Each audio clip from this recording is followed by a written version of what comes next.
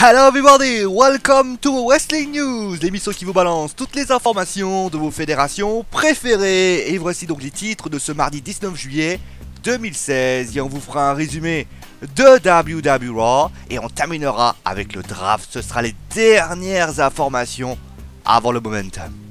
Allez, commençons donc avec WWE Raw et le show a débuté avec l'information capitale de ce show.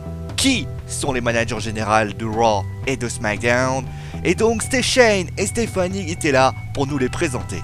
Et c'est Stephanie qui a ouvert le bal et a déclaré que le manager général de Raw et c'est une grosse surprise d'ailleurs, c'est Mick Foley. Et oui, The Record Legend Mick Foley est donc le manager général de Raw.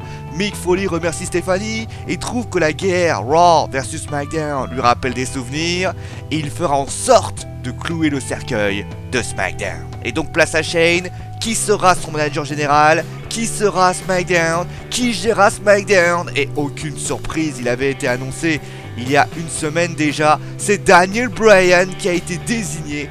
Et il dit d'ailleurs, Daniel Bryan, que quand Shane lui a proposé son poste, il a hésité, mais bon, être underdog c'est trop le pied, et il fera en sorte de remporter ce combat comme il l'avait fait à WrestleMania 30.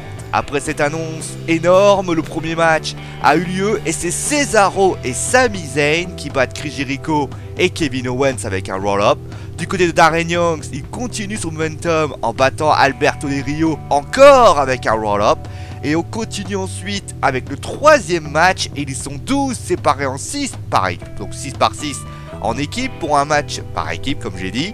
Et victoire du club et de la Wyatt Family face au New Day et les Soft et John Cena avec un style clash. Le quatrième match oppose Baron Corbin à Sin Cara et victoire de Corbin avec un End of Days. Après le combat, Corbin continue son entreprise de démolition mais Kalisto, son ancien partenaire, vient l'aider mais sans succès. Nous avons eu ensuite un match par équipe féminin et c'est Sasha Banks et Becky Lynch qui gagnent contre Charlotte et Dana Brooks par disqualification par une intervention de Natalia. Ça veut d'ailleurs justement à Charlotte de mettre un Natural Selection sur Sasha.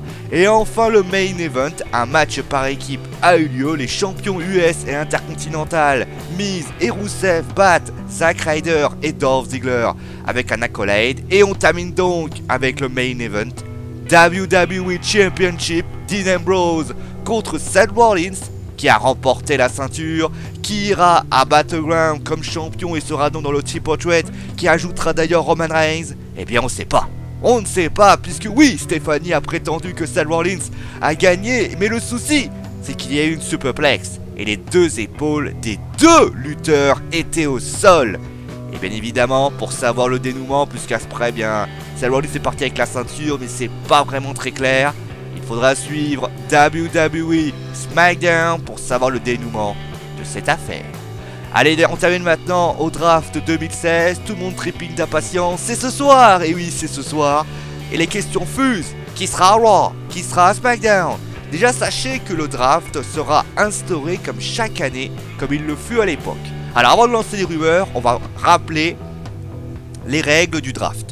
Raw aura droit au premier choix. C'est lui qui décidera en premier qui il veut pour le titre, pour tout simplement le lutteur qu'il choisira ou la lutteuse qu'il choisira en premier. Étant donné que Raw a 3 heures de show et SmackDown a 2 heures de show, il pourra en choisir 3 et tandis que l'autre en choisira 2.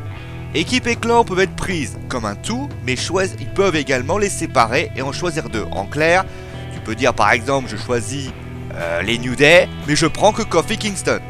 Un exemple. Pour NXT, le draft ne peut acquérir que 6 membres de NXT. Le manager accompagne le lutteur, Maryse pour le Miz, Lana pour Rusev et Backlund pour Young. Les commentateurs et l'Undertaker sont exclus du draft. Brock Lesnar peut être choisi malgré ses soucis sportifs. Allez, place maintenant aux informations importantes dorénavant et juste avant le draft du soir. Alors bien évidemment, il y aura sans doute des informations qui vont fuseler durant la journée. Je vous enregistre cette vidéo en fin de matinée, donc on peut imaginer que d'autres informations arriveront et seront sans doute très intéressantes. Sachez déjà que Raw et SmackDown ne seront pas les seuls shows séparés, ça il faut le savoir. Le show WWE Superstar seront pour le roster de Raw, tandis que Main Event sera pour celui de SmackDown. D'ailleurs en parlant de SmackDown, les rumeurs étaient bonnes, Daniel Bryan est bien le manager général de SmackDown. Et d'ailleurs, un message sur l'application WWE vous avez mis la puce à l'oreille. Du côté de WWE Raw, c'est Mick Foley à la surprise générale qui a été choisi. Deux noms étaient pressentis. Eric Bischoff, ancien GM de Raw, qui est en adéquation avec le style Stephanie. Et encore plus curieux que Mick Foley, Stone Cold Steve Austin. Au niveau des noms draftés, il y a diverses rumeurs. Du côté de WWE Raw, Seth Rollins, et ben finalement peut-être il y a peut-être des soupçons, puisqu'il vous rappelle que Stephanie est arrivée très penante, très contente, avec donc en disant qu'il était le champion.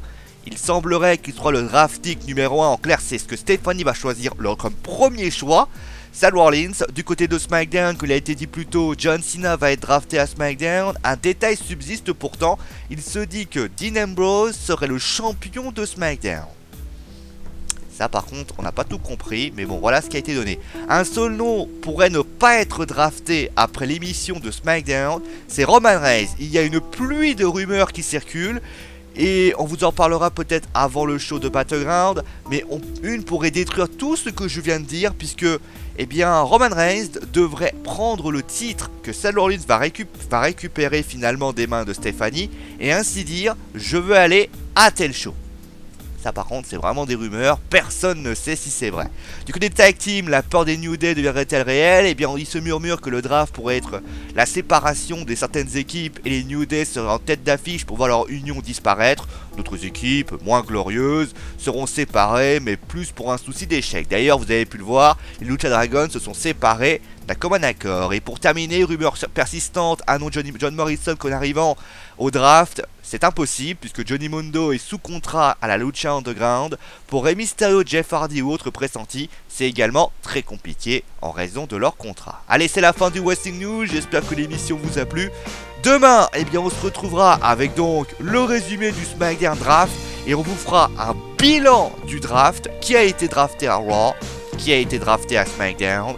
On vous fera un point complet à ce moment-là. Allez, émission bien sûr plus longue que d'habitude, mais c'est normal, le draft prend vraiment de l'ampleur et on est très heureux de vous offrir chaque émission. Merci d'ailleurs à vous tous d'avoir été si nombreux hier dans le WWE Wrestling Show Draft. Ça a été un plaisir, un honneur. Merci à vous tous d'avoir été là. On se retrouve donc demain et n'hésitez pas bien sûr à partager, à vous abonner et à aimer si vous avez surkiffé cette vidéo. Nous on se retrouve demain. Allez, ciao tout le monde!